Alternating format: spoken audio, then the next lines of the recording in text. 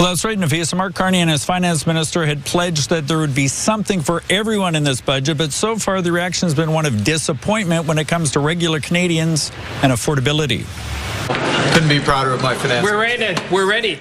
Touted as generational, Finance Minister François-Philippe Champagne tabled Prime Minister Mark Carney's first budget, focused on building Canada's economic growth in the face of U.S. trade winds. To weather the storm of uncertainty, we will not lower our sails, Mr. Speaker.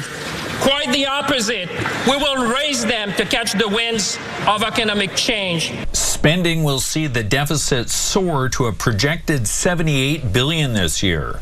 One of the biggest expenditures, defense, with $81.5 billion in spending over 5 years. There's no articulation of where year by year that would take us as a share of GDP. There is also big spending on infrastructure, including $51 billion over 10 years for a new Build Communities Strong Fund that targets some projects in BC. Funding for a Filipino cultural center in Metro Vancouver, the White Rock Pier, the Newton Athletic Park and recreation facilities in Surrey, and money for Victoria's Royal Athletic Park. As promised, there are some austerity measures. Ottawa plans to downsize the public service by 10%, up to 40,000 jobs in 3 years through cuts, attrition, and incentivized early retirement. Not a priority, according to a poll out today. Canadians think a higher priority is dealing with cost of living than reducing the size of the federal government. While many economists say the budget's aim is to create a better environment for business through measures including a so-called productivity superdeduction,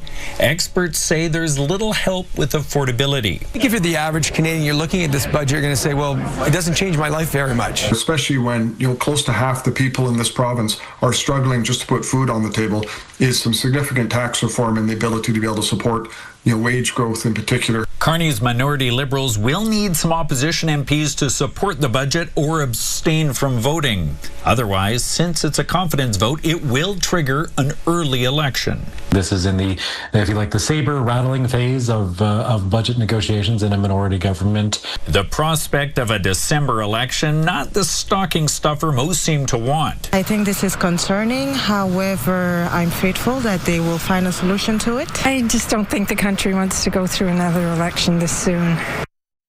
So, Rob, the countdown is on to a confidence vote.